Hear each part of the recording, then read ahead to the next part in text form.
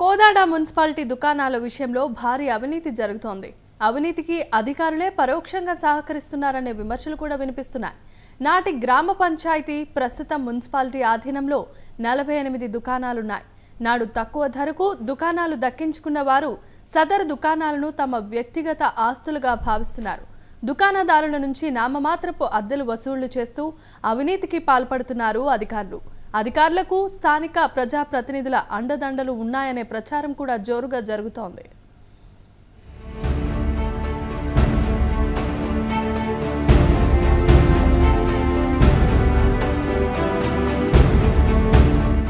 నిబంధనల మేరకు నిర్దిష్ట కాల పరిమితి తర్వాత సదరు దుకాణాల అద్దెల కోసం వేలంపాట నిర్వహించాల్సి ఉండగా నేటి వరకు నిర్వహించలేదు.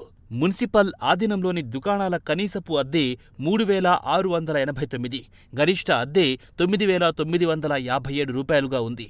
వాస్తవంగా అద్దెకు 4 రెట్లు ఎక్కువగా ప్రైవేట్ దుకాణాలు అద్దెలు వసూలు చేస్తున్నాయి. ఈ విషయం బహిరంగ రహస్యమే. దుకాణాలను గుడ్విల్ పేరిట లక్షలాది రూపాయలకు దుకాణదారులు ఇతరులకు అప్పగిస్తున్నా అధికారులు చర్యలు తీసుకోవడం లేదు.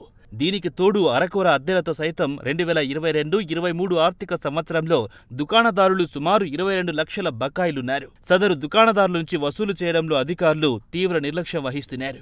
అలాగే కొందరు మున్సిపల్ కార్యాలయం చుట్టూ అక్రమంగా పలు దుకాణాలు ఏర్పాటు చేసి వేలాది రూపాయలకు అద్దెలకిస్తున్నారు. కోదాడ మున్సిపాలిటీకి 21 కమర్షియల్ కాంప్లెక్స్ షాపులు ఉన్నాయి.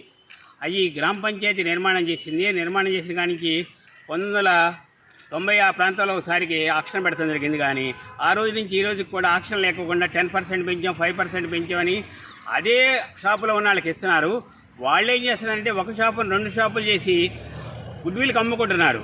అమ్ముకుంటా అంటే పేర్లు కూడా మారుస్తున్నారు వీళ్ళు డబ్బులు తీసుకుని. ఒక షాపు 3 షాపులు అయినా కానీ షాపులు పెరిగినట్టుగా చూపిస్తున్నారు. ఈ విధంగా చేసుకుంటూ వాళ్ళు క్యాష్ చేసుకుంటున్నారు అక్కడ ఉన్న ఉద్యోగస్తులు. దుకాణాలను తొలగించాల్సిన అధికారులు ఎన్క్రోచ్మెంట్ ఛార్జీల పేరిట ఆక్రమణలకు సహకారం అందించడంతో భారీ మొత్తంలో డబ్బులు చేతులు మారుతున్నాయి. బంగారం దుకాణదారులు ఒక్కొక్క దుకాణాన్ని 2గా విభజించి అధిక ధరలకు అద్దెకిస్తూ మున్సిపాలిటీకి రావాల్సిన ఆదాయానికి గండి కొడుతున్నారు. ఇదిలా ఉండగా బంగారం దుకాణందారులు నిబంధనలకు విరుద్ధంగా ఓ కార్యాలయం నిర్మించుకున్న అధికారులు ఎలాంటి చర్యలు తీసుకోకపోవడం వెనుక మతలాబేంటని ప్రశ్నిస్తున్నారు పట్టణవాసులు.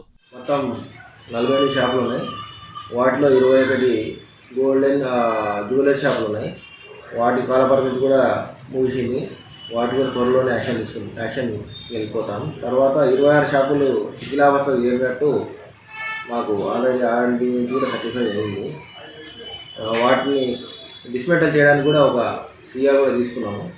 త్వరలోనే కొన్ని ఏరియాస్ ఉన్న వల్ల వాటిని వ్యాప్తి జరుగుతుంది. ఈ వర్షాకాలానికి ముందరనే మేము వాటిని తప్పకుండా డిస్మెంటల్ చేసి వాటి స్థానంలో కొత్త షాపులు నిర్మించడానికి ప్రపోజల్స్ రెడీ చేస్తాం.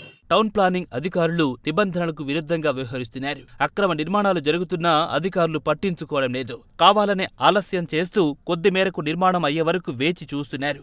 తర్వాత నిబంధనల పేరిట దాడులు చేస్తూ భారీగా దండుకుంటున్నారు. టౌన్ ప్లానింగ్ అధికారి కోదాడతో పాటు మరో 2 మున్సిపాలిటీలకు ఇన్ఛార్జిగా విధులు నిర్వర్తిస్తున్నారు. దీంతో సిబ్బంది ఇష్టారాజ్యంగా వ్యవహరిస్తోంది. ఉన్నతాధికారులు ఇప్పటికైనా స్పందించి మున్సిపాలిటీకి రావాల్సిన ఆదాయాన్ని కాపాడాలని, అవినీతికి పాల్పడిన అధికారులపై చర్యలు తీసుకోవాలని డిమాండ్ చేస్తున్నారు ప్రజలు.